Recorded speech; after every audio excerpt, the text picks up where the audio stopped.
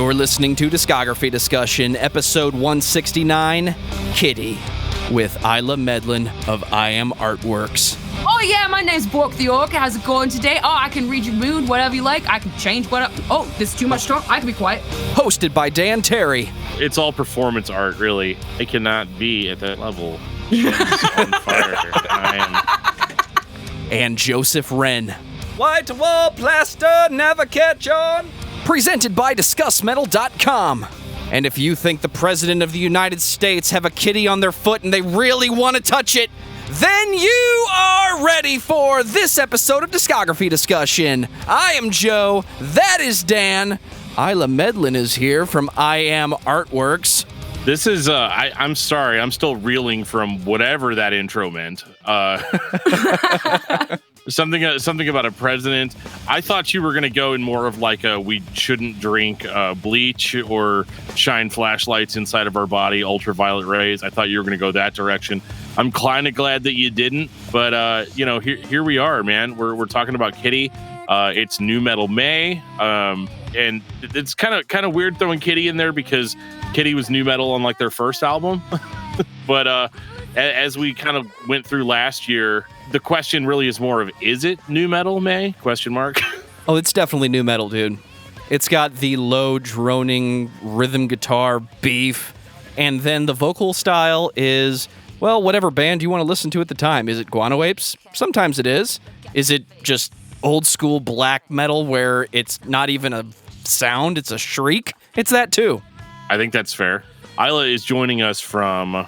You're in Seattle still, aren't you? Yeah, I'm in Seattle, Washington. Gray all the day. Social distancing is really easy out here, you guys. Nobody wants to be around each other.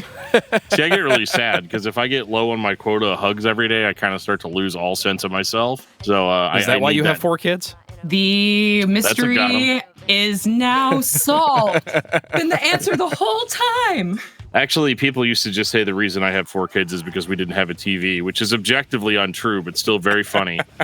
because we all know that, like, you know, the ultimate way to entertain yourself is just to watch TV. There's literally nothing else in the entire world that you can do. Oh my god! other than watch TV. But you know, here we are.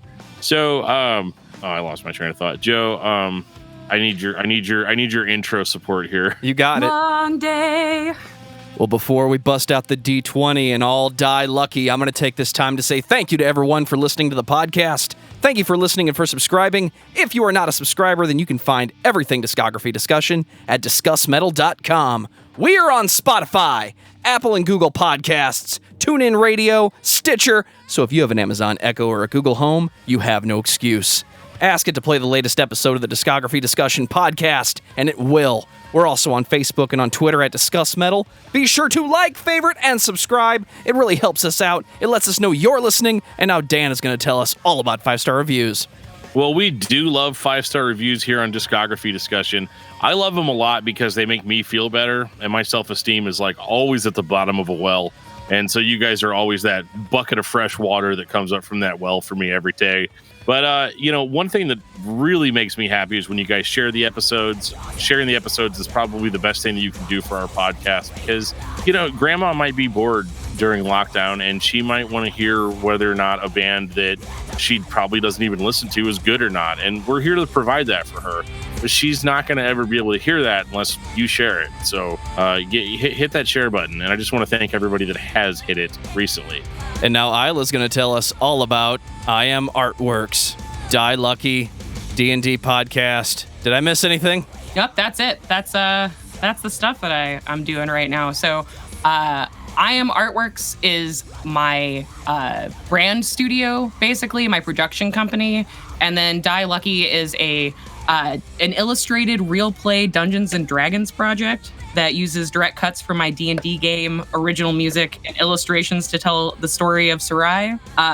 It's set in a really highly magical setting, and it has a lot of homebrew mechanics, including really dire consequences if you die, which is why it's called Die Lucky. Basically, if you die in Sarai, you have a luck check that you have to do to see if you can be resurrected at all. Where am I in my copy? bragging about my copy, and then I can't find my spot. It's okay, Isla. I can't read either, and you know why. But yeah, so we're on YouTube, and you can find us by searching Die Lucky Campaign. We don't have one of those fancy URLs yet because we don't have enough followers. So help us out with that, guys. Go and follow and like my stuff. It's easy. All you have to do is click a button. It's awesome. But one of the things that I think is really unique about this too is the animation aspect of it, because there's a ton of role playing based podcasts out there, and so whenever you start one, very similar to starting a music podcast, people are always like, well, what are you going to bring to your table that somebody else isn't already doing and probably doing better than you're going to be doing starting out? And I think this is cool because for somebody like me, I don't have a whole lot of imagination, so whenever I'm listening to something like that, because a lot of buddies of mine listen to podcasts that are all just D&D sessions, and I just can't get through them in an audio medium. And so I think having the visual aspect of it is really cool and really fun. And for me, it makes it more like I'm actually there at the table, and I don't have to imagine things because you're imagining them for me. And so that's cool. I love hearing that. That's brand praise, because that's kind of where I'm at with it, is that I think that the art aspect of Die Lucky is going to be the thing that kind of sets us apart from everyone else, because everyone at my table is really new to playing tabletop. So one of the things we say almost every episode once we really get rolling is we're learning. So the whole project is a lot of the amount of stuff that I cut that is just us talking at the table to explain how rules work is just astronomical. So it's like anybody can play D&D, anybody can get into a game. The thing that I'm trying to bring that's extra is the animation and illustration aspect. And I don't want other animators to go to Die Lucky and then get mad at me. It is very lightly animated. Lightly animated. I don't want to pretend to your audience or anybody that I'm producing a full-fledged cartoon. But it's certainly it's a visually assisted Dungeons and Dragons podcast, I think. It's kind of like motion comic almost in a way, and that's the thing that I like about it, because it's able to still keep you on the content without taking over. And maybe I didn't explain that well before, that it's not like full 60 frames a second animation. You know what I mean? Like a straight up fantasy epic that you're going to watch play out on your computer screen. But it's definitely, it's very visually assisted, and I love that aspect of it. And I think it's fun. I think the personalities are all different enough. And that was something we actually thought about when I was essentially casting my D&D table. I had to pull people that had very distinct voices, because I'm a huge D&D podcast fan, and I do listen to D&D podcasts, but I've never been able to really get into, oh God, I'm going to get dragged. Drag me. I've never gotten super into the audio Critical Role podcast. I can watch it on YouTube and have a great time, but if I'm listening, Matt Mercer and one of the players sound too similar, even when they're doing their voices. I can't. So literally one of my when I was looking for people to play at my table, I turned somebody down because their voice sounded too much like someone who was absolutely on the docket. Right. So that's rough. Yeah, I mean, it's okay. We have a weird recording schedule, and it's a big commitment. That's something that I had to do at the top too, was get everybody's permission to record them and figure out how they wanted to be credited, and just be this is a game for you guys, but know that I'm gonna it's a business for me. Right. I'm doing it's a project for me, so I'm super committed, and I'm not gonna bail on you guys. And if you guys do need to bail, please do it one at a time. and if this goes viral, it's and if this goes viral for some reason, I'm collecting all of the ad revenue because I did all the work. Yeah. We did talk about that beforehand, because I set up the Patreon to launch the day that the trailer launched, just because best laid intentions and all that.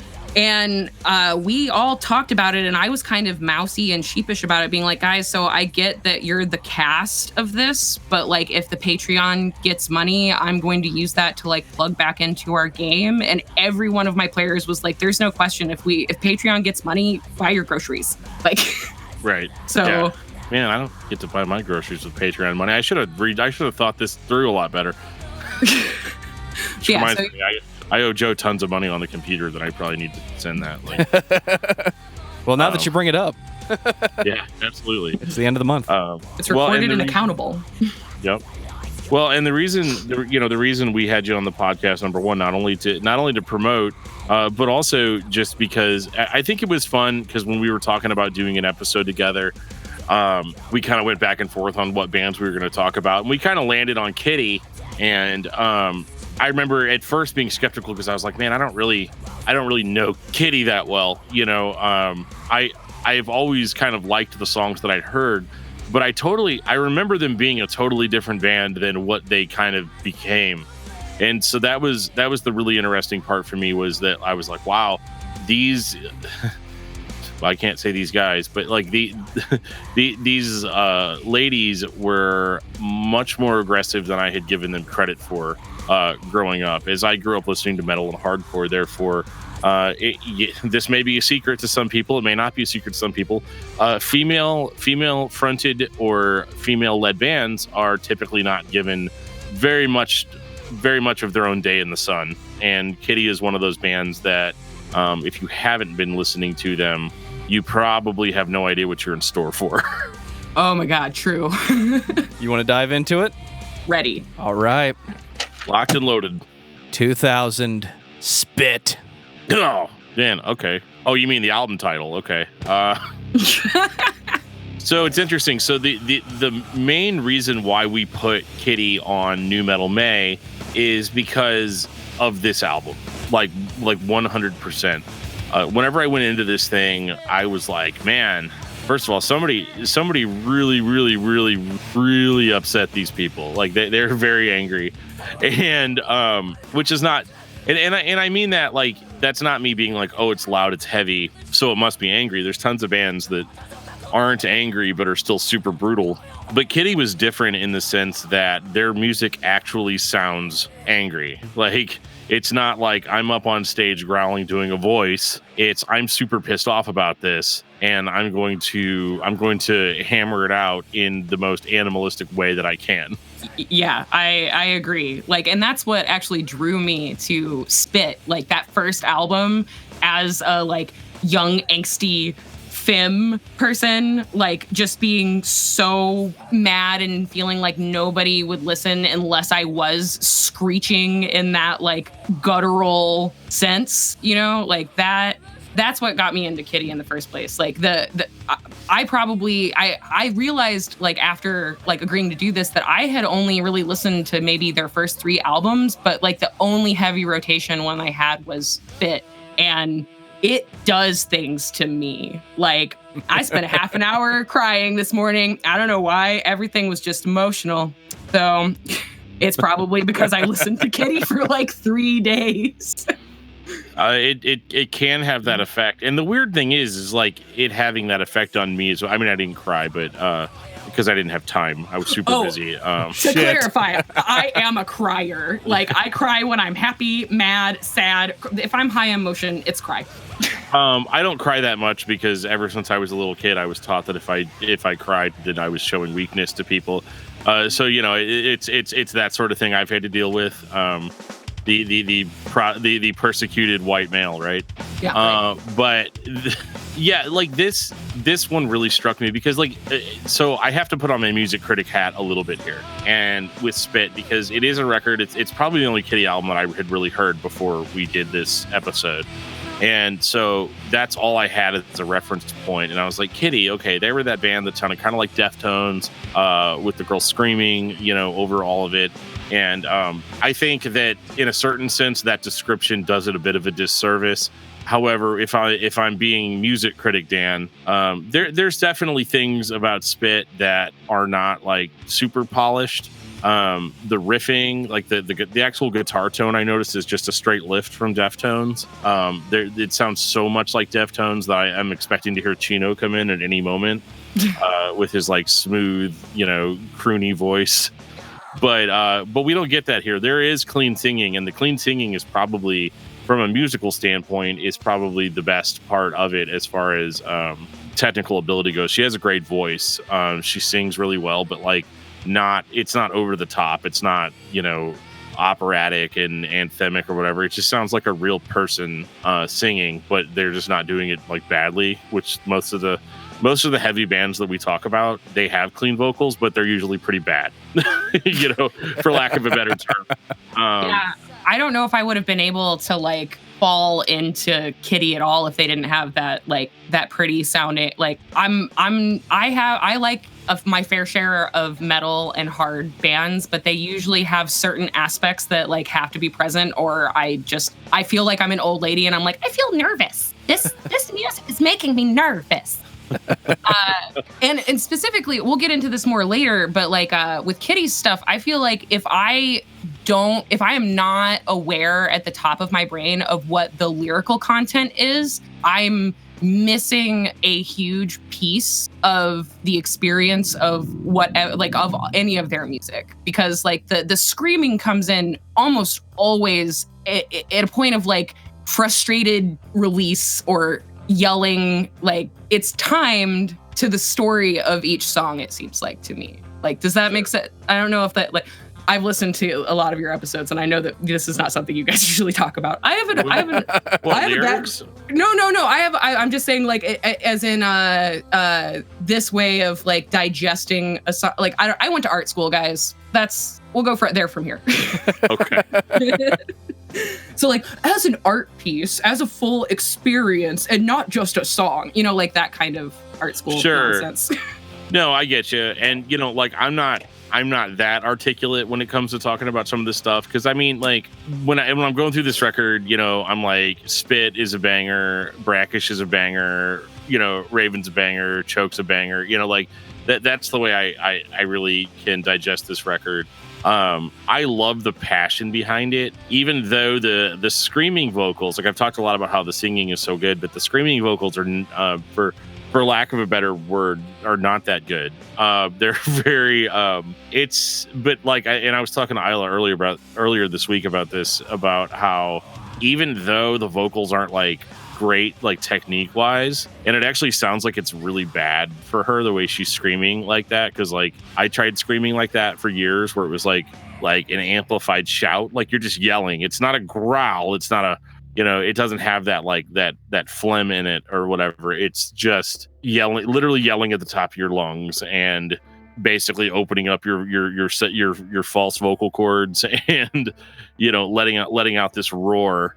And I feel like that really is what creates the emotional impact in a lot of these songs, because it's not refined, it's not beautiful. A lot of bands that have heavy vocals they're just doing a voice right. On stage they're doing their best impression of a scary voice, their monster voice or whatever. And I think that's cool, but sometimes that can take the emotional aspect out of it. And so with this record in particular, with Kittie, I kind of felt it the most, even though the music wasn't like, the heaviness of the music was not quite there for me, but I definitely appreciated what they had kind of established on this record. Well, dude, you remember back in the early 2000s when nu metal was a combination of write the heaviest riff that you could with just do whatever song idea comes to mind. Even if it doesn't make any sense, you can still play a clean guitar and have a semi-melodic song. Doesn't in any way come off as like a classic thrash song or a melodic metal or hardcore that we would get 5 years after that. I listened to this, and we're talking about Cold Chamber again. It's like everybody just got in a room and made loud, heavy songs that made sense. It didn't have to be overthought. It didn't have to be overproduced. This is just what they came up with. And the reality of the songs is that actual people are playing these songs together. I can get down for that. Like, I specifically with this, like with Spit, like I feel like most of the things that they are lacking in finesse, they are at least somewhat making up for in raw, uncut feeling. Like because those places where the screaming and growling does fall apart and not necessarily reach the level of produced that they get to on their later albums, I'm not sure that it's like really a disservice to the track that it's on, because like, again, lyrically, like what's happening in a lot of the tracks on this album is from a place of frustration. I know this album came out in 2000, but for better or worse, it's a 90s record from the guitar tone standpoint and the instrumentation. So my favorite thing about 90s records is how raw they sound, because maybe the producer knows how to record the band, but the band wasn't like a Metallica who could spend a year and millions of dollars in the studio making every single note sound quote-unquote perfect. We can record you and make you sound good, but it's up to you guys to lay down the performance. But we get that raw, grunge, almost Melvins-like explosion of just heavy. Even when it's being quiet, it's still being heavy. I think it like the Deftones thing can't be ignored too much, because I think that they borrow a lot from Deftones on this record. And I think it actually works a little bit better, especially if you look at how immature the lyrics were for Deftones at that time and compare them to the lyrical maturity of Kittie. Deftones is like at a 1 out of 10 on maturity, 10 being the most mature. Deftones is at like a 1 here. Kittie's at like a 3. You know what I mean? So like it's a little bit more mature. And I might just be saying that because the lyrical content is very different. A lot of the, let's just be real here. A lot of the music coming out at this time, we had stuff like Korn, we had stuff like Deftones, obviously Slipknot, Cold Chamber. A lot of these bands are falling into the trap of like, it's this weird like victimization mindset that they have, where they're just constantly being picked on, but then like on the next song they're like trying to be super tough. There was always kind of that weird dichotomy of like, okay, are you a victim or are you an aggressor? I really can't tell. And right. With Kittie, I always felt like they didn't really have that dichotomy where it was like, dude, we're an all-female band in a genre of people that are just not going to listen to us just because of that. And so and not just that, but they're also like really like again, like lyrically they're speaking to a specifically femme experience, like I can't like throw that kind of like, oh man, come at me. But I can't throw that kind of like huge like blanket over things. But like I always felt like my dude friends that liked metal and didn't like Kittie, specifically didn't like Kittie just because they were a group of femme. Totally. Even if you sit down with dude bro and try to explain to him, no man, like Paper Doll is about like living your whole life under the thumb of somebody who's sexually abusing you, and then you finally have the guts to like stand up to him and yell at him. Dudes don't want to have that conversation. Right, but the song "Daddy" by Korn is fine. Right. That's and super emotional thing. And way serious. And I can relate to a certain degree. I mean, I grew up listening to Christian metal bands, which is kind of the same sort of thing. People aren't going to listen to it just because of that, Right. It just throws a bad taste in everyone's mouth for basically no reason. Like a lot of those bands were just as good as any other bands that were out there, but because they had this tag, and I think even. And I'll even go ahead and say it. It probably was more controversial for them to be a female band singing about female things, more so even than like the Christian bands, because like they at least had a certain amount of the demographic already on their side, Right. But yeah, so like this record, I felt like they did come in really hard, and I do feel like especially with the lyrics and the aggression that goes into it, I think they were trying to prove something. They were trying to prove that they could basically, for lack of a better word, rock as hard as anybody else. And I think they largely succeeded. Whenever I say that the screaming vocals aren't great, that's purely coming from me in 2020. Oh yeah, I get that it's it's a production thing, not a It's a skill thing. She just wasn't there yet. Yeah, she just wasn't there yet. Like, yeah, I mean, you guys all heard me scream at high school talent shows. Like, I wasn't there yet either for a long time, And I can play that for the listener now if you want. I'd prefer if you didn't. That only goes to the Patreon subscribers at the $50 a month mark. that must mean that they already love me. So they're not going to judge me, or probably. Hey man, if my stuff takes off, I'm like not looking forward to the day that everybody figures out where the links to me as the lead in the middle school musical are. I'm not looking forward to that. That would be incredible. Why do I feel like I'm going to get an accusation at some point? It's going to happen. I know it exists somewhere. They share it on Facebook. Fuck. So they put out Spit, and perfectly serviceable record. But I gotta say, the amount of growth that they have between Spit and Oracle is outrageous to me. Oh, 2001. Yeah. Totally different sound. Oh. And it's 2001, so in a weird way, like they have completely crossed over. Because I'm a metalcore guy. This record basically punches new metal to the side and says, okay. And Morgan even says in an interview with some magazine, I don't know, I don't feel like looking that quote up, but she essentially says they were basically kids when they wrote their first record, which again kind of backs up what Joe was saying about it being a 90s record. It was very much written in that mindset. Whenever you get into the 2000s, though, she says, when we wrote the first record, we were listening to Nirvana and Alice in Chains. She's like, now we listen to Cannibal Corpse and Nile. Right. Well, and also they got together in gym class in high school. So all of these parallels to that first album feeling like high school angst are not off base. Yeah, you can definitely feel it, especially in the lyric. The lyrics take a huge step up on Oracle. Yeah. We're finally getting lyrics from a person that's a little bit more relatable. I think the lyrics on Spit are great because they remind me of a time in my life when I felt that way. Yeah, it's nostalgia crack. Yeah. And so now that I'm older, I'm like, wow, this didn't age well. But yeah, this record is just, for lack of a better term, I mean, it's brutal. 100%.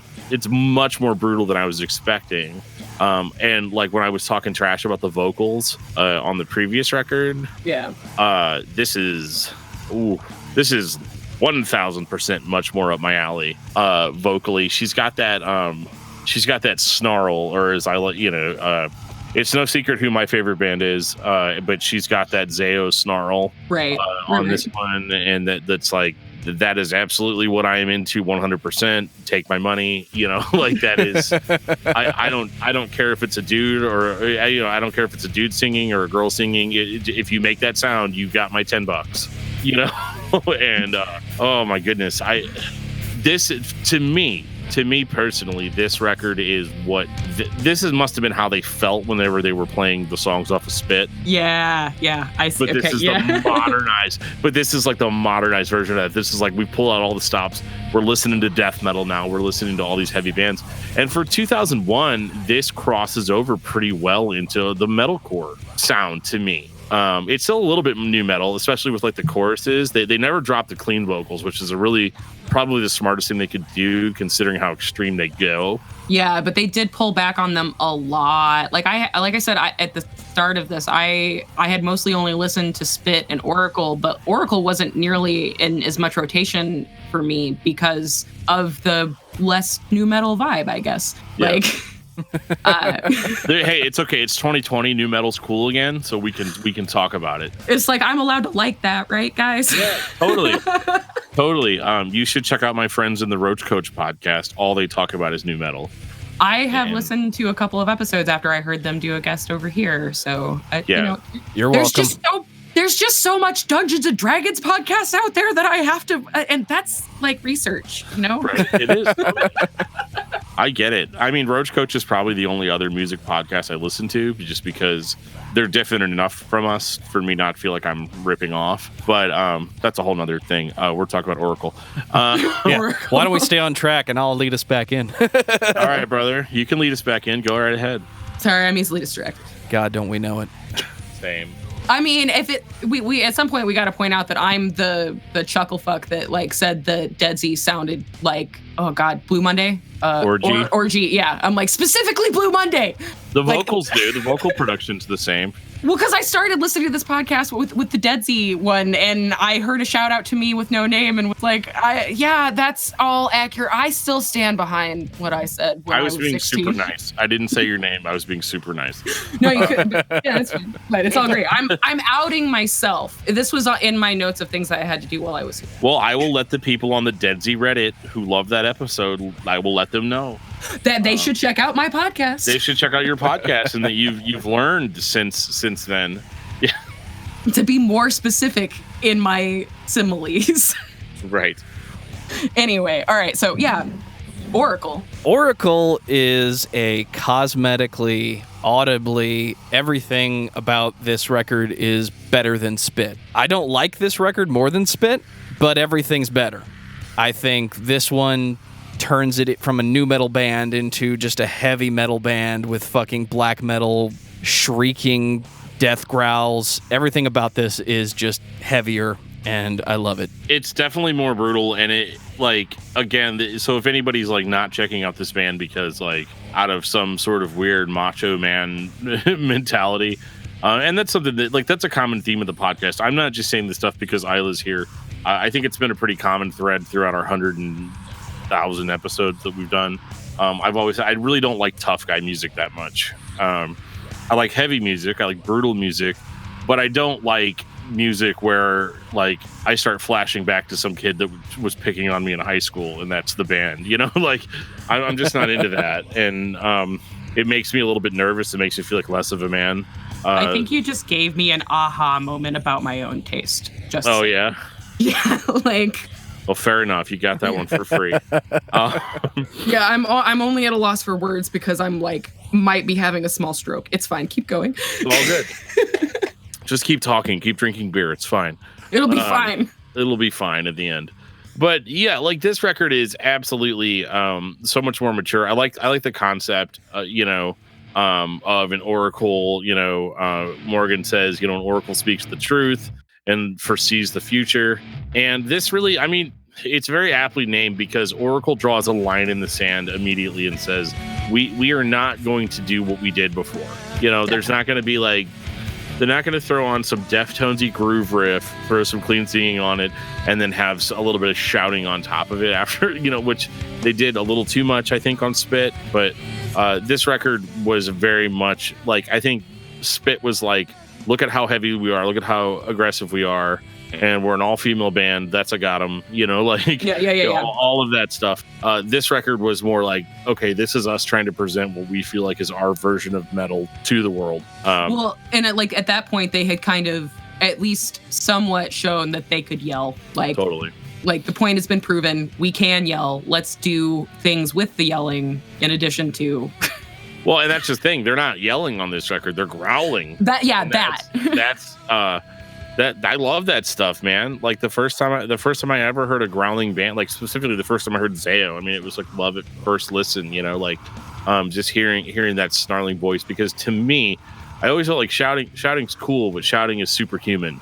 And that is an appeal to a record like Spit. But for me, it's the inhuman growls, the stuff that whenever you put it on, people are immediately like, that is satanic.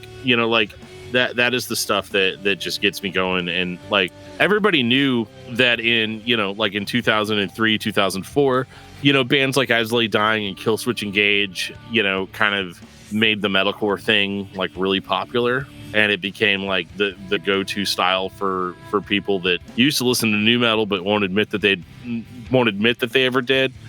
And here's Kittie in 2001, 3-4 years before all that, and they've got the brutal riffs, they've got the breakdowns, they've got the growls, they've got all, but they also have the clean singing. And so it's weird to me that this record isn't remembered with more reverence than it is, just because it laid down the foundations for a lot of stuff that was going to become popular just a couple years later. I think that might be, for me as a listener, the song that like hits me from this album is probably either What I Always Wanted or Safe. And yeah. I'm not sure that those tracks are like as the noteworthy tracks that are something like special to me.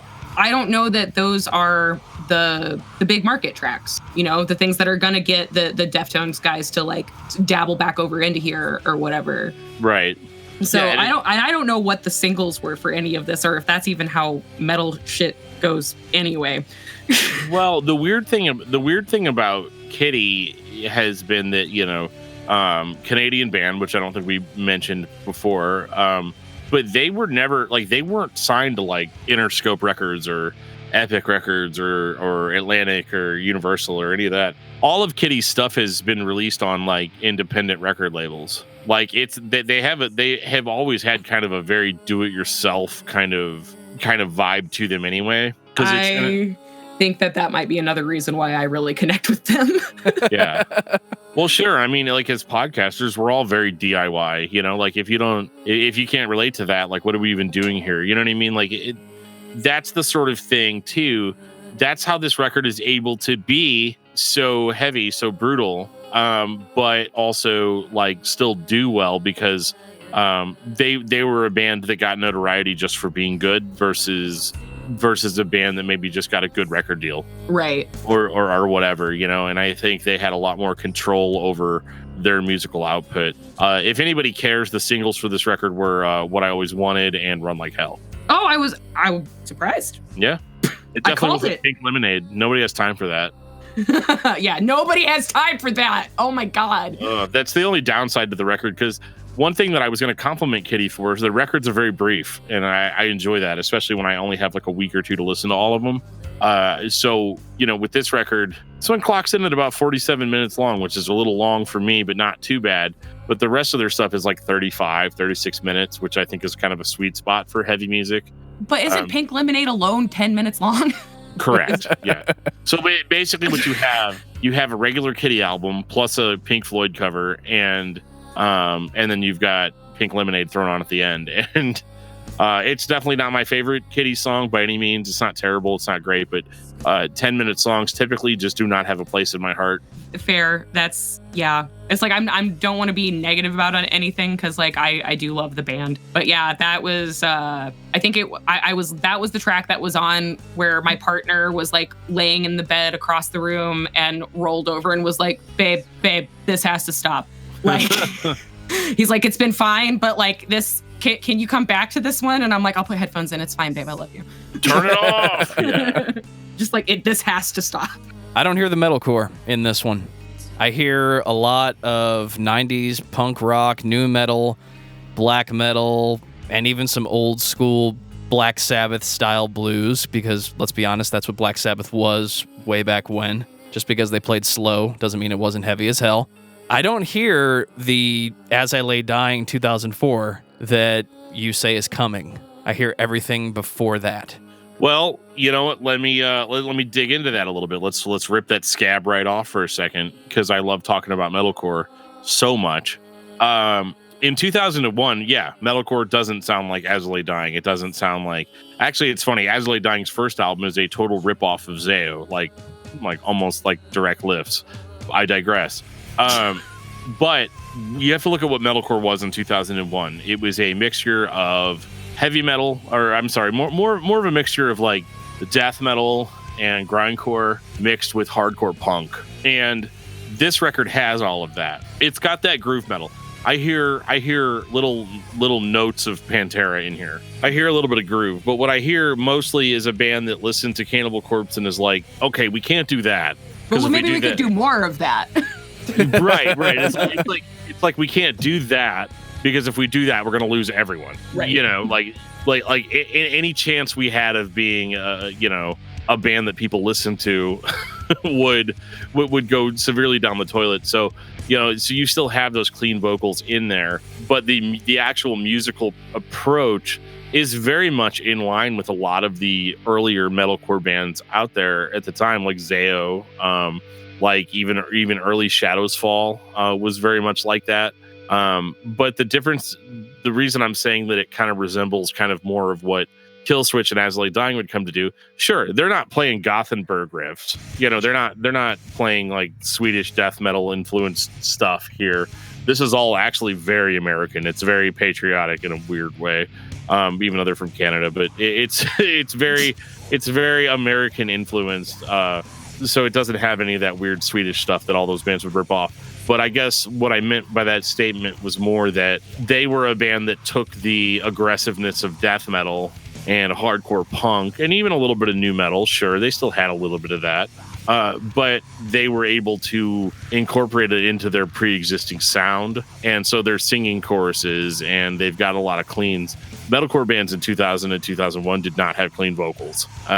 So I'm basically saying that they took those ingredients, added a little bit of like melody to it, and that was what took off like wildfire like 2-3 years later. And I don't think it's a lack of skill. They don't sound like a group of people that are learning how to play their instruments and started a band.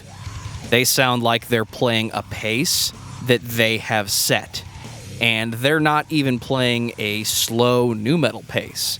It's very unique to Kittie. The attitude and the tone of the record is very much paced. Yeah, I would definitely agree with that. It's a far... I don't know how I want to say this. It's Take your time. It's not live. Yeah, it's not live. We can cut everything. It's not? Shit. Oh, man, we've been streaming this to Instagram the whole time. That's Oh, man, that camera quality. But yeah, no, I feel like it's definitely...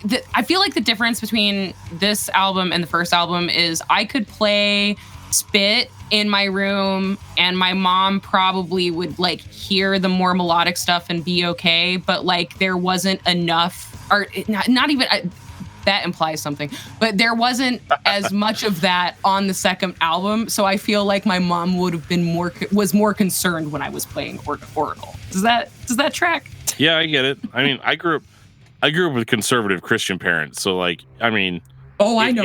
If you're, let's put it this way. If your mom was uncomfortable, there was probably good reason to be uncomfortable. You know, like, like as an adult, I get it, like 100%. But like, yeah, I mean, that record was just absolutely a huge step forward for the band, and I have no complaints. This is not a complaint. I want to clarify that this is not like my mom not wanting me to listen to it is not a complaint. It's a benefit when you're a teenager, you know. Yeah, right. Yeah, and you got to stick it to the man however you can, even if it's not a man. That's what this whole thing's about, right? My mom was a drill instructor. She was always the man. Well, let's talk about what you just said there, Dan. I think Oracle is a metal record that's designed by female artists. There is an entirely different approach to any type of art depending on your personality and how you perceive the world around you and how the world around you affects you. So if I'm sitting down trying to learn how to write cursive, my handwriting is shit. Whereas my mom is going to say, take your time, get it right. So when I listen to Oracle, it's got that pace of, it doesn't have to be this fast to be heavy or this slow to be melodic. But if we do it right here and we keep it just a little bit above medium, it's going to have way more attitude than it has any business having, even when it slows down and paces itself. Sure. No, and I still, like, that's my favorite Kittie album, probably flat out. Is Oracle, because it's still enough of a mix of the old and the new for me, and that's just new in EW, not in U. Right. But it's definitely one of those weird situations where I just felt like this was like they were never going to go heavier than this, but they do go more extreme, if that makes sense. So that's my weak attempt at a transition into the next record. Are we ready to look so pretty? 2004, Until the End. Ooh, okay. You know how I was, you know how I was talking about, okay. So you know how I was. You want to try again there, Skippy? This is me trying to be like really careful with how I phrase this. First of all, I do not think this is a bad album. And see, I bet you guys thought I was going to go there, but I wasn't. This is the year of metalcore. 2003, 2004. Dude, Azalea Dying, Lamb of God, you know, like all of these bands coming up out of the quote unquote underground. Everybody was signing bands like this at that time. And Kittie kind of decided that like, we don't really want to do that. I gotta give him credit. I didn't hear a single In Flames or Dark Tranquility riff on any of these songs. And that's a big deal for me. A really big deal. This is like Oracle, but they kind of, I feel like in the hard rock aspects, they double down on the hard rock, but also double down on the metal. So what you get, the super brutal songs are going to be outrageously brutal. Like you can't even like play them in front of other people without them thinking you have problems. Right. But then you've got more mainstream radio friendly songs like Into the Darkness, like so. Oh man, I got feelings about Into the Darkness. Into the Darkness sounds like it's like, okay, so I got a YA novel that I want to make into like a TV movie, and we need metal music behind the like main character girl that falls in love with a vampire, but like it can't be too metal because it has to like appeal to the people in the middle of the country, but like we need something that's metal-ish. Like, and I'm came from the Midwest, okay? I know. And I'm specifically talking about the like In Dreams, like that one, that track. Like I felt like I was like back in high school listening to Kittie, reading L.J. Smith, Christopher Pike, like real strong vibes of like almost getting like into that hard place, like the music almost getting to that hard place, and like not like a lot like YA fiction actually. Yeah. Yeah. Funny how that all goes together. It pulls on those. It pulls on those super angsty heartstrings. And I think it's kind of cool that the band this late into their career was angsty as they were. I always feel like Kittie always felt like they needed to be like they're like okay, yeah, the last record it was super heavy. Let's throw some weird like black metal stuff into here. Yeah. Nobody's going to be expecting that. Like, all female band from Canada isn't going to play a black metal song. Oh, but we are. And you're not going to hear it. They added in some aspects on this, like some, I guess we'll call it aspects. Like the layered chanting that happens a couple of times. Like I have that in my notes a lot. Like specifically, I have in my notes sugar in parentheses, pussy sugar. I really like the women chanting aspect. This fucking slaps. like I left a note for myself to actually work in some chanting into my own podcast loop music, because like Pussy Sugar was was a breath of fresh air, because I feel like the first couple of tracks on this are kind of a more repetitive slog for me, almost like even Red Flag kind of has like a backward build to me. Sure. Well, and that's the whole thing, because like they wanted to come out swinging on this record, and they do that like 100%. I think the hard part about making extreme metal music for the most part is being interesting, like, and I think that's the hardest part, because like you can only go so hard before you become a wall of noise. Yeah. And they definitely start hitting the wall of noise level of heaviness on this record, but then it's almost like they feel bad about it. And then they slow it down a little bit. I don't want to say slow it down, but lighten it up a little bit and throw a lot more elements into it, a lot more interesting stuff. Like I love grindcore. I love stuff like Napalm Death. I love it. I love Cannibal Corpse. I love stuff like that. But like, I like it because it only makes one sound, and I just want to hear that sound for a half hour. But like with Kittie, for them, I'm always looking for kind of that deeper underlying current. Like, what is this making me have to think about? And how does it affect me on a personal level? And I got to admit, man, like with it being, because they've always stuck with like the femme mindset and all that. I'm not gonna lie, that's hard for me to relate to as a dude. But welcome to the other side of the world, man. Right? Yeah, like 100%. Because like can you imagine like being a woman listening? Can you imagine being a woman? But like, I don't know if I can, Dan. It's really hard. Rough. Just so rough. Go on a journey here with me for a minute. All right, I'm gonna close my eyes and I'm gonna imagine that I am a vagina carrying woman. All right, I'm in character. Got it. If it makes you feel better, we're on a luck dragon during this. Perfect. So you're a girl listening to metal, and every single song is like, let's kill that bitch. You know what I mean? Like it's rough. And it's a little hard. We already talked about Coheed and Cambria, dude. Come on. We did already talk about Coheed and Cambria. We did. That is a thing that we did. 10-speed bicycles.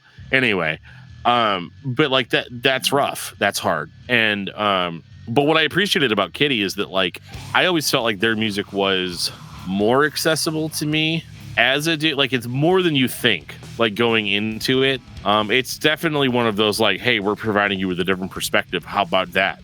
But it's never like, let's kill this dude. Maybe in spit a little bit, but like not. But like beyond that, like I appreciated. I guess I don't know how to say this without sounding like a jerk, but like I appreciated that they still appealed to me. Yeah. Even though they had no right or obligation to do so. Yeah. You know, and then like that's what I love. It like it's kind of nice being able to listen to their stuff and it be so heavy and it be so aggressive. But lyrically, it's about like real feelings and like real stuff. Yeah, man. Like this is the one I alluded to earlier. Like this is the album where I was like my first listen through. I didn't get into it as much, but like on my second listen through when I was actually like doing the lyric book reading nonsense. It's not nonsense. Into the Darkness. The first time I listened to it, I couldn't give a single shit about it. But like after like reading the lyrics and following, like wrecked me. It wrecked me the second time around, and is now probably as much of a banger for me as Sugar. Sure. Like even though that song is not called Sugar. Come on. Yeah, we know it's called Pussy Sugar on Spotify. On Spotify, it only says Sugar, but like when you go look up the lyrics, it's definitely Pussy Sugar. We're an explicit podcast. It's fine. It's totally fine. Yeah. But yeah, like the tracks 5, 6, and 7 is where, you know, like you said, Isla, like that's where the record kind of starts becoming less just heavy and more interesting. Oh yeah, I mean 5, 6, and 7. Is that Red Flag? Does that start at Sugar? It starts at Pussy Sugar and it ends with Into the Darkness. Into the Darkness. I also. Oh yeah, right. It's this. Sugar comes right after Red Flag, which is that like backwards build I was talking about, where it sounds like that entire song has been constructed from the top down instead of the bottom up. Yeah. Which is kind of cool. Yeah, I mean, it's totally. Once I realized that was what was happening, I had an appreciation. Yeah, it's fine. Which, I mean, for a song called Red Flag, that artistically makes sense. Totally. And I like how creative it was too, because like, and this band is obviously, they've had a lot of kind of like lineup changes. Yeah. So I mean, by this record, it's not really the same Kittie that it was on Spit, and so I think some of the differences in the way the songs came together. I think at this point in their career, it was the best thing they could do to have kind of fresh blood in the band and have those newer ideas, because I think this record is awesome. I don't like it as much as Oracle, but I think it's just because of its similarities to Oracle, if that makes sense. Yeah. There was an EP in between called Safe, but we don't talk about EPs on the show because I just don't even know what those are. Because it's not safe. I mean, I am gonna throw out there that I fucking love Safe. But. Safe is a good EP. I'll throw that. I'll leave that. But like it's Yeah, I get you. Yeah, I don't know. I don't know if this many episodes into it I have to explain it, but I do anyway.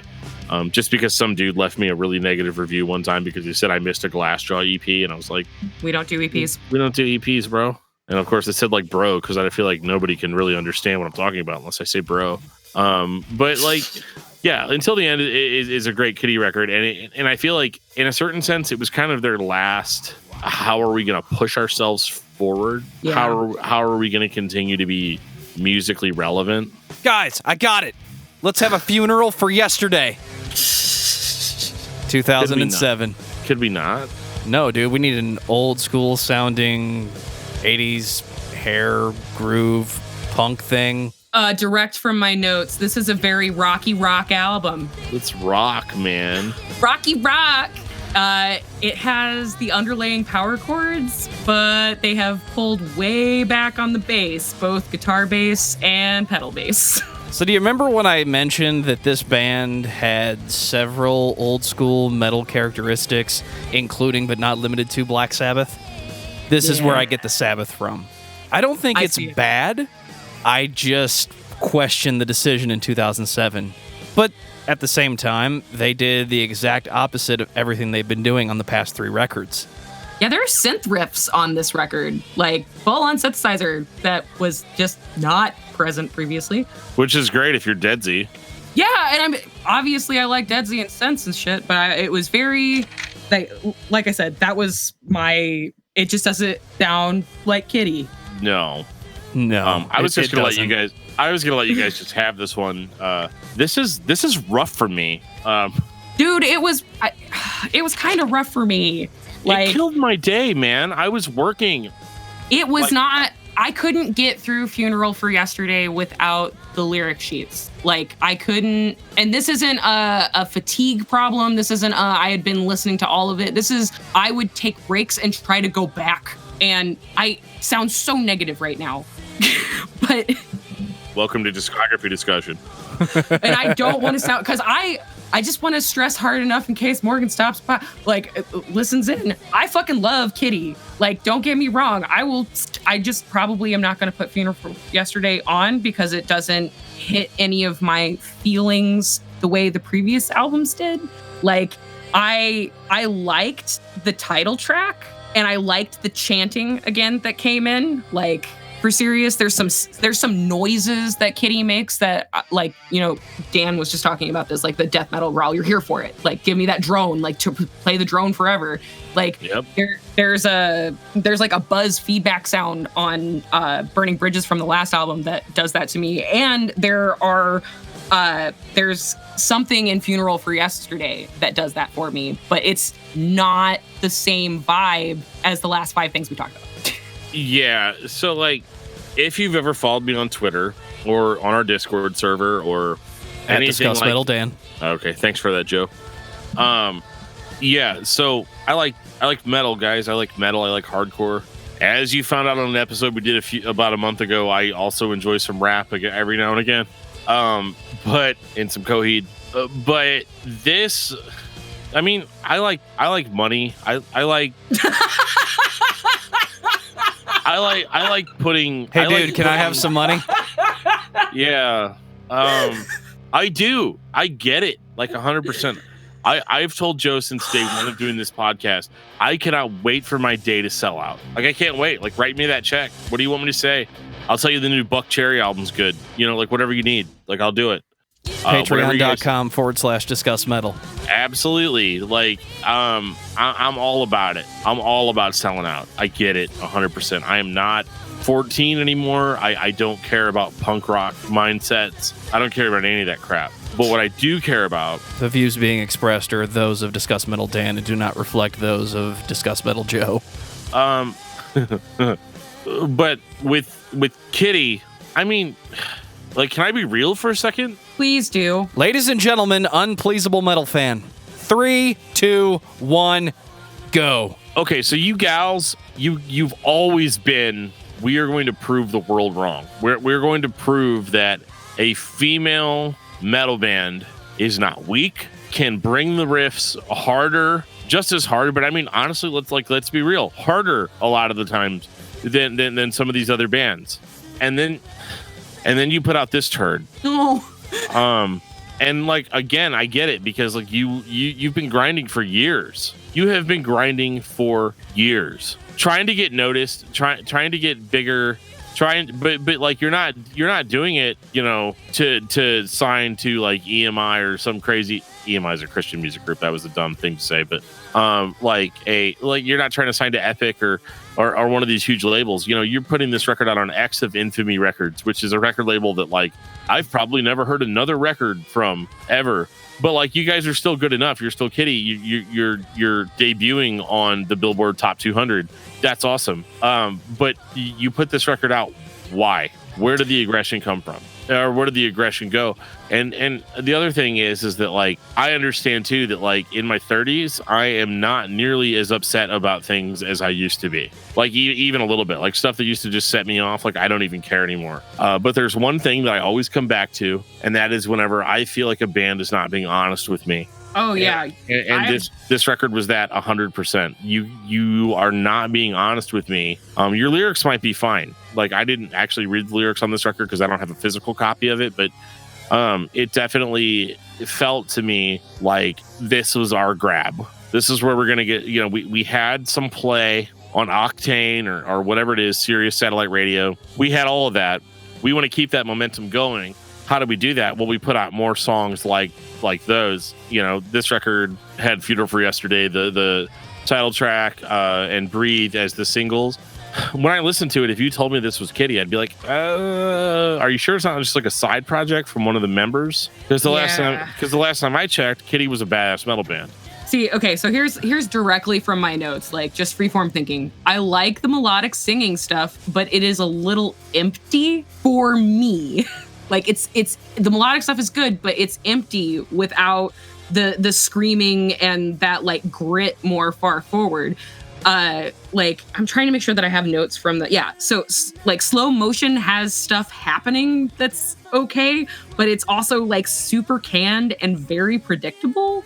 Like it doesn't, I agree with what you're saying here that like it doesn't feel like they're being honest. Like there's definitely a genuineness, and I like being an art school graduate, I fucking hate that being a part of a critique. Like genuineness, be like, are you genuine? Like, but literally it just doesn't feel genuine. It doesn't feel real. And not only does it not feel real, but like I'm not making the argument that if you want to write softer songs because that's what you feel, right, that's bad. Like you should do that. There's tons of bands that have put out significantly softer records than what we're used to, but it was honest, it was real. And dude, I don't feel that on this record. It's literally like someone listened to that growlless edit of Into the Darkness and urged Kittie to make more stuff like that. Like they were like, oh, that the YA track, that one, make more stuff like that. Right. And it's just without the frustration and exasperation from the song itself, it's missing a key ingredient. A major regent is missing. This is one time I can't justify the style change of the vocals. Overall, the music still sounds like we're playing metal songs influenced by our favorite bands. But this is 2007. I can't say that they stopped screaming because that stopped being popular, or they decided to play classic metal instead of hardcore and metalcore because As I Lay Dying wasn't popular that year, or I'll even go further. It's not like they sold out and joined a major record label and got turned into the Go-Go's of 2007. None of those things are happening on this record. So why did they make these decisions? I don't know. The only answer I can come up with is we didn't feel like screaming that day. It literally, it goes back to that thing that I said about the Into the Darkness track. Like it sounds like somebody was trying to make a TV show or a consumable piece of media that had some hard-ish femme-backed music in the background. And it sounds, in my note, the direct note that I have in my notes is, I'm gonna get ripped for this, but this whole album sounds like a video game based around vampires. Like it's the soundtrack for vampire game music. I'll go one step further. Like Queen of the Damned Part 2, I'll go one step further. This sounds like a fucking J-pop album. Woo! I wouldn't go that far, but it's just hollow. That's all it is. And like everybody does it eventually. And I feel like Never Again like hit kind of hard, but I feel like it was just put in there specifically in the center of the album as like some sort of placeholder for the people who were looking for the harder things. Like they would think that like, oh, a shift is coming, that we're taking a journey on this album, and then the journey just doesn't fucking happen, and it still sounds packaged. Yeah, and it's frustrating. It's frustrating because you've gotten something so far. And I remember commenting to somebody earlier this week. It was actually Lauren from the Roach Coach podcast. I was like, man, I'm really happy that we're doing Kittie this week because it's been a really enjoyable listen for me. And that was because I hadn't gotten to this record yet. And, it just... Shots fired. It's rough. It's hard, man. It's hard. It's really rough. And it's hard. It's not hard. It's supposed to be hard, but it's not. It's not nearly as hard as it should. Not even close. Not whenever this band was experimenting in death metal and black metal and incorporating those elements into their sound. And but I mean, it's not all gloom and doom. I mean, whenever they went into In the Black, it's like they heard this conversation and they're like, dude, they're right. 2009. In the Black is like the we're sorry, we didn't mean to throw you out. We're gonna still throw some hard rock type songs in there.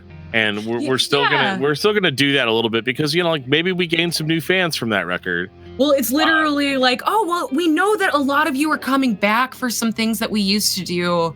So here's just a little bit of almost that so that you'll stay around for the next one too. Absolutely. And you know, it's hard because like it's a business. Being in a band is a business, and I get it. And I don't like driving all the way to California and then getting paid in pizza. Right. You know, I love pizza, but like it doesn't go in my gas tank very well. Bro, I am a professional artist who has never once taken a gig for exposure because it pisses me off. Totally. Like, Congratulations, you figured it out early. Yeah, they actually, when you spend $100,000 in art school, that's something that they make really clear to you is that you should never have to pay to hang your art anywhere, and you should never have to pay for your own exposure. Totally. It's a scam.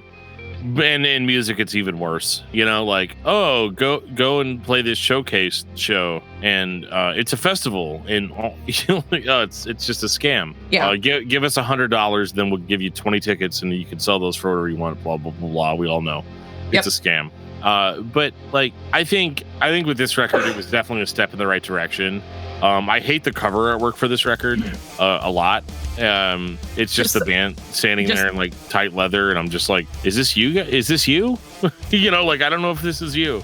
Is in the black a euphemism for wearing leather dresses? I mean, it's possible. I mean, don't get me wrong. If they love wearing leather dresses, then more power to them. But I just don't get that impression from looking at that cover.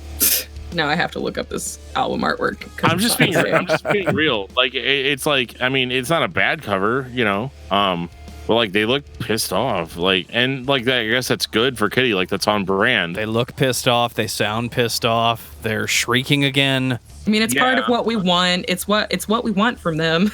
I mean, I guess at this point, I just want to see Kittie in corpse paint. You know, like that's the next step. Like, let's go. Oh, but see, something that I loved about them is that like anytime you see them like yelling, like I've watched several of like videos of them like playing at festivals or whatever, and it's so fucking cool to just see someone who looks a lot like me, like just being fucking hard as shit. Like that's because like I don't know if this is like anybody's like first time, like the listeners like first time like looking into Kittie, but like the lead singers are not here to be like beautiful, pretty things for you. They just are, but they're not objectifying themselves for the viewer. Like this is not an in this moment type of situation. Right. Yeah. That's what I'm trying to say. Like that whole I thought you were going to say Butcher Babies for a second. Hey, Butcher Babies is awesome. What are you talking about? Butcher Babies is awesome, but they do that thing where they're like, we're not here to be objects, but then several years of their career, both of them would perform topless. Just saying. They were basically wearing tape. Yeah, I remember. Right. That. Whereas when you look up, if you look up old videos of Kittie playing festivals and stuff, it's like they're sweaty women in punk goth-esque clothes. Like they're just which is not compatible with a 90-degree festival. Like, it's right. Like, why are you wearing arm warmers right now, Morg? Take them off, girl. Can you imagine being like Mushroomhead playing or Slipknot playing at a 90-degree festival? Like, I just don't get it. Like, how do you do that? But look to the side of the stage. Once you see the giant fans, you will never unsee them. I just felt like this. This cover just, I don't know. It seemed very cheese, very glam metal. You know, it's very cheese and very glam metal. But if you like look back to Bit, it's a similar kind of composition. This is a bad argument. Maybe it's I'm seeing it different in my head. No, I'm gonna stand by this because like compositionally, if you look at Spit, and then you look at the visual composition of the cover of In the Black. Okay. Those elbow, the hands on hips things, it's the same kind of style-esque attitude as they were like the arms only bend on Spit. I guess they have one where they're crossed. The picture I have for Spit is a much smaller resolution than the picture I have for In the Black. Well, that's 2000 versus 2011 for you. Yeah, but like it's definitely 2007. At least they're not doing the thing where everybody's looking at a different place, you know? Yeah. The album artwork is similar in that it is 4 strong-looking women looking straight at the camera, at the viewer, rather than, you know, the typical 90s grunge band thing where everybody is in the picture, but none of them are looking at the photographer. Like, nobody's looking at the viewer. They're all like looking off pensively, like the emo phase of the mid 2000s. Is there an artistic root to that style? Because I know everybody did it, but where did that come from? It's a compositional thing. Like, it should. Oh man, it should. If your subject is not looking at the viewer, it should be looking at something the viewer needs to look at. So if all of your bandmates are looking at each other, that would make sense. We don't need to talk about art theory. Sorry, guys. Ladies and gentlemen, art theory by Isla. So can we just say that they're all looking at a 10-speed bicycle? Because if they are, that makes me very happy.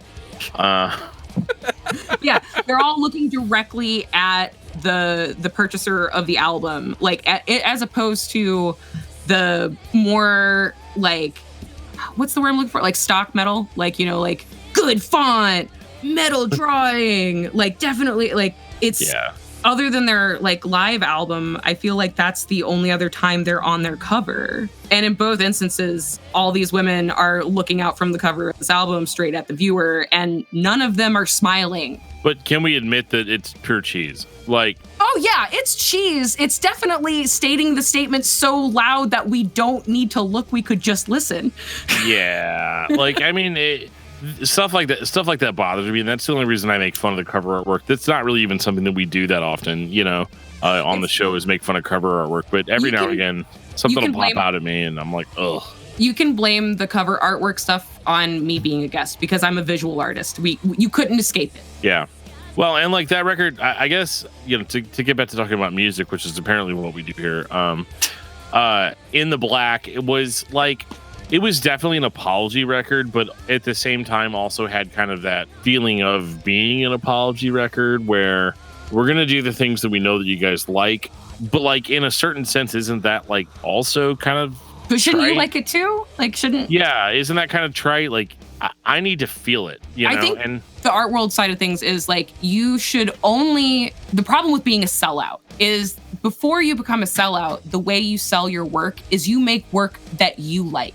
So there's a statistic where 1 out of every 16 people has the exact same taste as you. Like, right. Now we're not talking like taste buds, we're talking like aesthetics. Like, so 1 out of every 16 or 18 people has the exact same aesthetic preferences you do.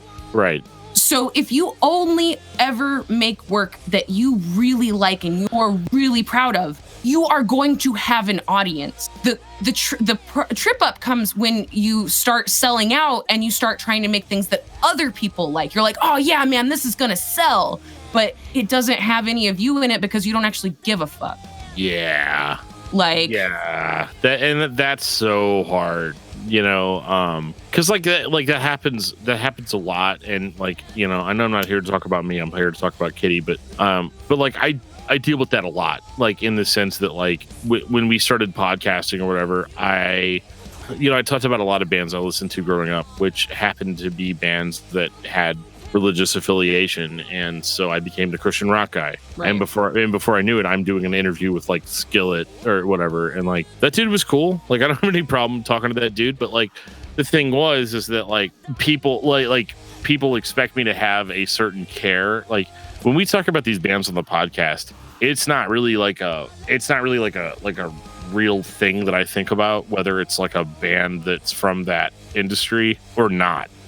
Like I don't really care. Like I'll talk about Demon Hunter and then I'll turn around and talk about Cannibal Corpse. Like I don't care, you know? And but at the same time, I also realize that like if I were to turn around and gear the show towards just that, we might be more successful than we are now, you know, like in this like pseudo counterpoint, but would you be though? Because if you're putting that time into something that you're not actually putting your soul and heart into, like machismo aside, like is that thing that is any of that, so it's fine.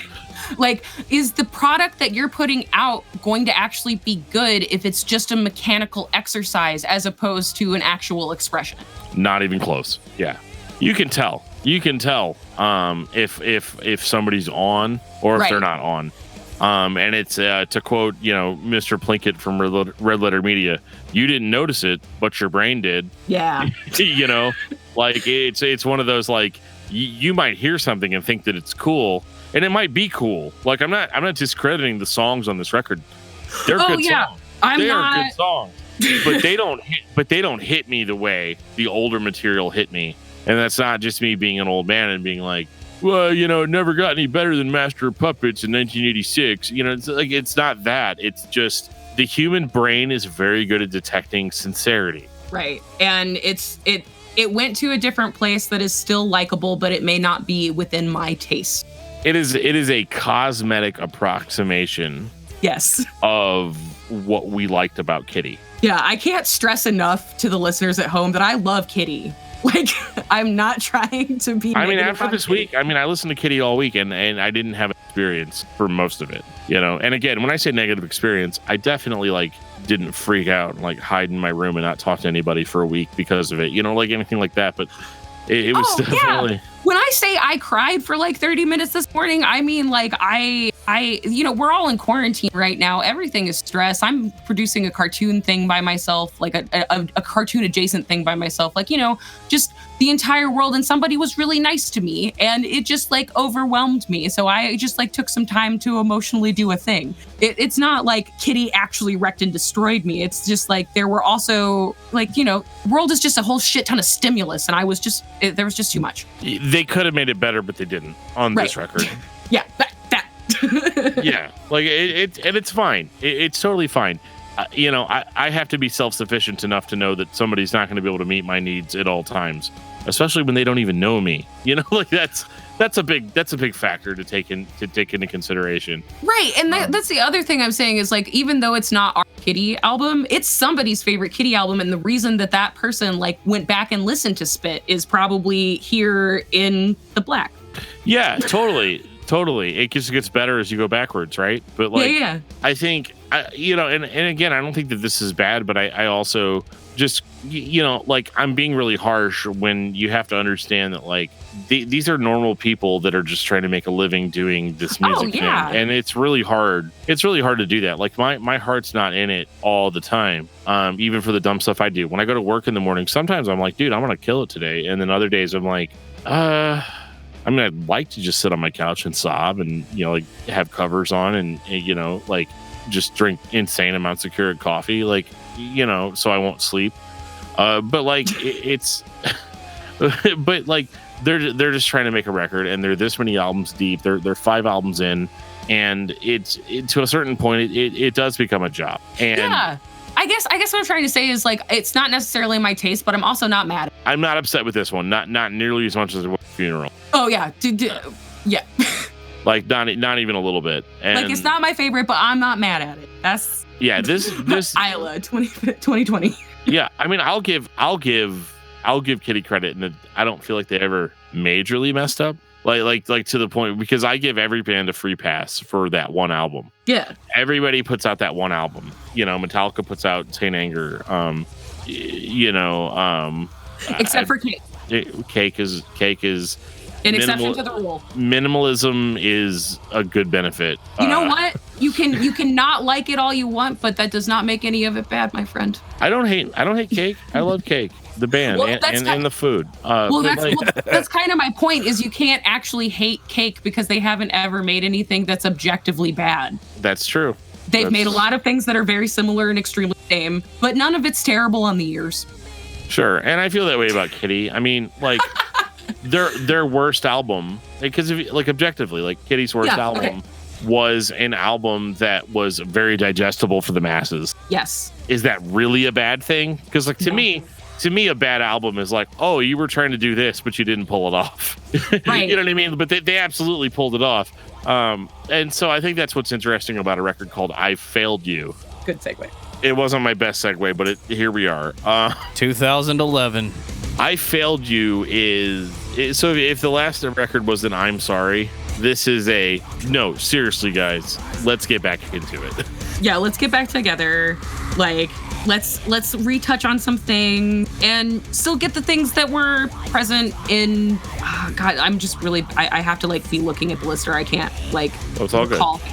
let's touch on a couple of things from like Funeral for Yesterday, and maybe one or two things but like mostly we understand that we've done bad. Let's do this again. Let's start all over. Yeah, and like it's not even that it was bad. Yeah. And this record is not bad at all. This was a really nice way to cap it all off for me, because I felt like the passion was there again. It takes a little while to build that passion back up. Like I said, as I get older, I care about less and less things. Like, I feel like I Failed You was actually an easy listen for me. Like, how long is it? It's 36 minutes? 36 minutes, 37 minutes, something like that, yeah. Yeah, it was... I feel like I probably listened to this album more than 3 times because I just wasn't sure if I had actually like digested the entire thing, because it was really easy to have on and then get distracted with the thing that I was doing on the side. Yeah, I mean, I won't say that the songs grabbed me and like made me stop what I was doing and take notice, but I added it to my playlist of things, so I liked it. Yeah, like I enjoyed it. I will be the first one to say I do not enjoy anything that has the words part 1 and part 2 in it. So like with the Empires song, but I thought that was cool. I mean, I do question how one's 2 minutes and 13 seconds long and the other one's 3 minutes and 3 minutes and 41 seconds long. Like, why not just make like a 5 or 6 minute song? You guys had no problem doing a 10-minute song on Oracle. Yeah. So why did this have to be a part 1 and part 2? Maybe that was like a label thing, but I was just kind of like, why do this? But it's fine. It's a minor gripe. I think the worst part is that like one thing that I've noticed is that Kittie has been selling. Talking to the microphone. One thing that I've noticed is that Kittie has been selling, or they've been debuting on Billboard Top 200 pretty much consistently since their inception. But they're always a little bit further down on the list. And, Oracle sold 19,000 copies in its debut week.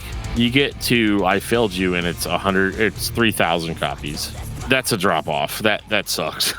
I mean, I don't even know what the music industry is like anymore. Because I was going to say, most of the people that I talked to in the last couple of weeks that I was like, yeah, I'm going to do this thing. Do you remember when we used to hang out and listen to Kittie? Like, yeah. Most of those people fell off around until the end. And one of my friends actually said they only listen to Kittie when they're specifically in either a really mad mood or a very sad mood. So they don't get them in their rotation very much anymore. But like, I think they have all of their albums. They just don't ever they're like, yeah, I'm a fan and I like them and I saw them live once and it was really cool, but I only really listened to the early.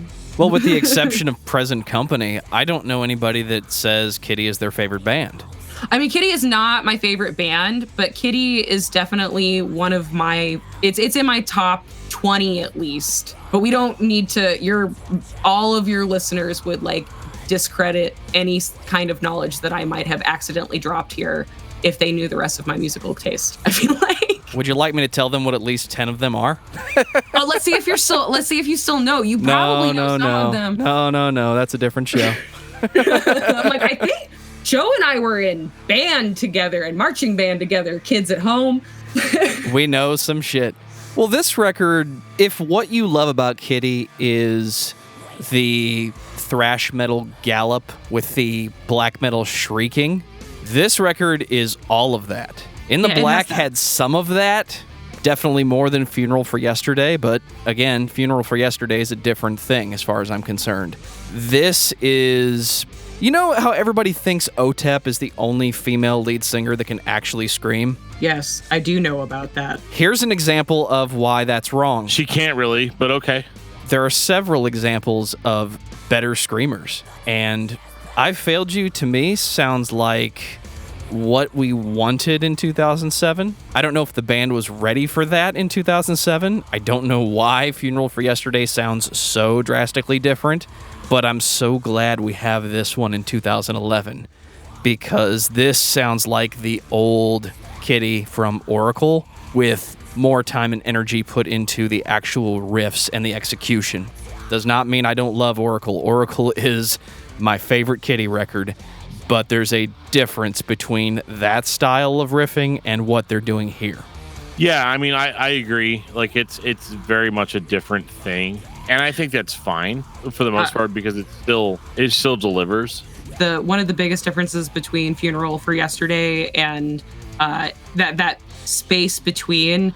In 2008, Trish Doan left because of an eating disorder. Yeah. Yes. This is going to get a lot worse before it gets better. Yeah. Yeah. And I feel like it would be a disservice to like not mention that probably had a lot to do with like trauma changes a person, trauma changes a band. So like that's going to be a factor in things to answer your question there, Joe. Like in 2012, they said that they announced that she wouldn't be returning, and there is no delicate way to say that Trish Doan died at the age of 31 because of an eating disorder. So that's the real life shit that's happening to Kittie during that time. And haven't they been on an ongoing hiatus? It's never been the band is officially done or we're never going to make music again. It's just we don't know what we want to do next. Yeah, I mean, they've done a few things here and there. Morgan is the lead singer for another metal band, a melodic metal band called Carchaos. Carchaos, yeah. That one. That's as of like last year. They're awesome, by the way. I am going to be looking into them. I just didn't get them in while I was doing all this Kittie homework. Sure. Kittie's going to consume your life for a week. And, I would say, with that trauma, I mean, and I understand it too, where you have somebody because she had basically, speaking about Trish, she had left the band, I guess in 2007, and then she came back. She was in the band from 2012 to 2017, and the idea behind it was just that like being with the band that long, like is it the same without her? Is it not? That's the hard call to make, and I can totally understand why you wouldn't want to move on, because like there's a certain sense of like you're going to always remember that every time you're playing. You're going to always remember that. You're going to always have those memories, and in certain cases bands have used that as fuel, right, to continue. But I think in a case like Kittie, it's probably for the best, because if I'm being completely honest, I do think that the band probably ran out of steam probably around album 3 musically. And that's not to say that their other songs were meaningless or anything like that, but I think it's best that they ended off whenever they did, because they are a band that was able to exist, that didn't suck. Right. Really at any point. They never made that like horrible mainstream grab. They never became a mockery of what they were. I mean, a couple of records were phoned in for sure. But nothing was outright bad. Right. It was never like, oh, turn this crap off. Right. And so I think in that sense, it was probably best that they ended it where they did, because I don't know where they would have gone from here. Yeah. And I mean, I feel like let me look back to that wiki. I feel like all of the members are obviously going to move on and join other projects now, because they're all very talented. Like, I don't think that's necessarily, I mean, that's how we get shit like the Foo Fighters, but like good things could happen too, something good could happen. It could, yeah. Final thoughts on Kittie. Isla. I'm just gonna always love my angry woman music that makes me feel okay for being an angry woman. Dan, what about you? I have to admit, this was kind of a surprise for me. I wasn't like 100% sure if I was going to really get into it, because, I'm not necessarily the demographic for this. But on the same token, I found a lot to love. I also found stuff to criticize, and I think that's kind of the best way to look at it, because what I enjoyed about this was that I was able to criticize it objectively. There's kind of this stigma to, it's a female band, so they're just trying to be heavy like everybody else, and they're trying to prove themselves or whatever. And I didn't really get that impression from Kittie as much. I felt like they were just kind of trying to do a sincere thing, and they were able to do it for most of their career. So I mean, in the end, I think that they're a band you should definitely check out if you're worried about like, oh, I don't know if I'm like really into feminism that much, you know. I don't think that's really relevant. I think in the early albums it was definitely there, because I feel like if a band doesn't have a message, like, what are they even doing, you know? But I think with Kittie, they're a band you should check out if you haven't given them a chance. If you were worried about some kind of stigma or whatever, or you thought the music was going to be a certain way, this definitely did not play out the way that I thought it was going to, and that was what I enjoyed the most about it, is they continually surprised me throughout their career. And start with Brackish. Oh my God, yeah. that's my other recommendation. Is if you like are looking for just listen, start with Brackish. Just start there and spiral. I think Kittie is one of the heaviest bands from the early 2000s that nobody talks about. On that list of bands that writes seriously down-tuned rhythm guitar, riff-tastic, growly songs, nobody talks about Kittie. And I wonder why that is, because Spit, Oracle, Until the End, those are records that did exactly what they wanted to fucking do. They were exactly what they wanted to be. They were dirgy, they were heavy, and I loved them. When you get into the later part of the career, you start to see more of the influences that define Kittie's musical taste, but they don't ever give us a bubblegum bullshit pop music message. They write songs, they make sense, they're heavy as fuck, and you feel better when you're done listening to them. So if you're a fan of heavy music, if you're a fan of nu metal, and as cop-out as it is, if you need another example that anybody can write heavy, brutal music, go listen to Kittie. You're going to like what you hear. Dan, what's your album of the week? My album of the week is Titans of Creation by Testament, that was sent to me by Nuclear Blast Records. I recently did an episode on Brutally Speaking where I interviewed Chuck Billy of Testament, and we talked about how he struggled with COVID-19. He's the only person I've interviewed that has actually had the virus. And it was a really good conversation. We dug into some stuff about like how they've been a band so long and yada yada yada. You guys can go listen to the interview; it's online.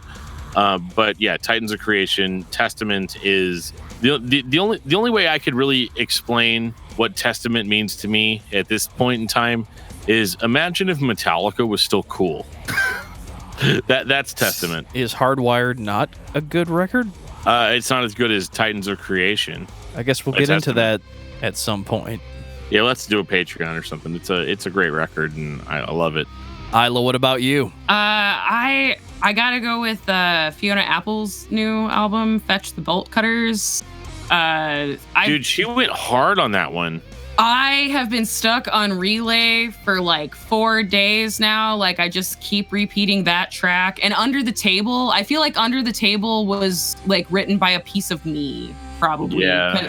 Because like there's just this whole dynamic of like, kick me under the table all that you want, and I won't shut up. Like that's a whole Isla mood. Yeah, I do not disagree. Lyrically, that record blew me away. I was really surprised. And like, it was a hard sell. Like when my buddy's like, "You need to listen to this record," and I was like, I guess. And but then I was like, "Oh, okay. I actually found some stuff that I really like about this record." Right? It's like, but you do though. But you do need to listen to this record. I don't know. You really do, yeah. Fiona Apple is like one of my sleeper favorites. That's one on my top 25. If you guys have me back, each time I come back, I'll list another off of my top 25 or whatever. But Fiona Apple is definitely like a sleeper agent in my top 25 because she's never at the front of she's not usually at the front of my mind, but her whole discography is in my playlist. So what I just picked up from that, did Isla just book herself for 25 additional episodes? 24, dude, sorry. If you'll have me, like, what do I have but free time? And if people like to listen to me, I can talk forever. No, this was great. I enjoyed having a perspective. You know, it's easy for me to just go in and be like, this record was great. This was garbage. This was great. This was garbage. You know, like it's second nature for me, but I like hearing different perspectives. I like being challenged a little bit in my thinking. And so you provided that for me, especially with picking Kittie. Cause like, I didn't know how that was going to play out. You know, I find it really interesting that even though we don't have necessarily a circular Venn diagram of musical taste between the two of us. We still had very similar opinions and thoughts on pretty much every album from this discography. Well, that's what I've been trying to tell people, is that my opinions are objectively true. You know, I should run for office. I feel like it'd be good at this point. Bro, we're getting to be that age, you know, like it's time to run for office. What are you gonna do? Absolutely. Let's go to Capitol Hill. I could use a campaign manager. So, you know, let's do this thing. I'm not the right kind of charismatic, man. Like, it's fine. It's fine. Just read what's on the teleprompter. You'll be fine. She tried that and then she misplaced her notes. Ignore all of your close held value and just go for fame. That's what matters, right? For me, it's Deadsy, Commencement. Yes. I assure you that was not chosen ironically. That was really the album I was listening to all week. 72 minutes. You had to chill, dude, after all those Kittie records. They went for the throat, dude. I had a lot of free time when people cancel plans, as you know. Yeah, that's a good album. That puts me all the way back into freshman year. Anytime I put that album on, I'm like, boop. Yep. Well, Isla, since you mentioned freshman year, I need you to help me one time. Star Wars and Jaws. Battle plan. Hey, Isla, I really appreciate you coming on the show and talking about Kittie with us. This was a lot of fun. We definitely would love to have you on to talk about something else sometime soon. And but can you give us a preview or let the listeners know where they can find your work, I Am Artworks and Die Lucky Podcast? Definitely. Thank you so much for having me. This has been a great time catching up with you guys. So you can find Die Lucky on Instagram at Die Lucky.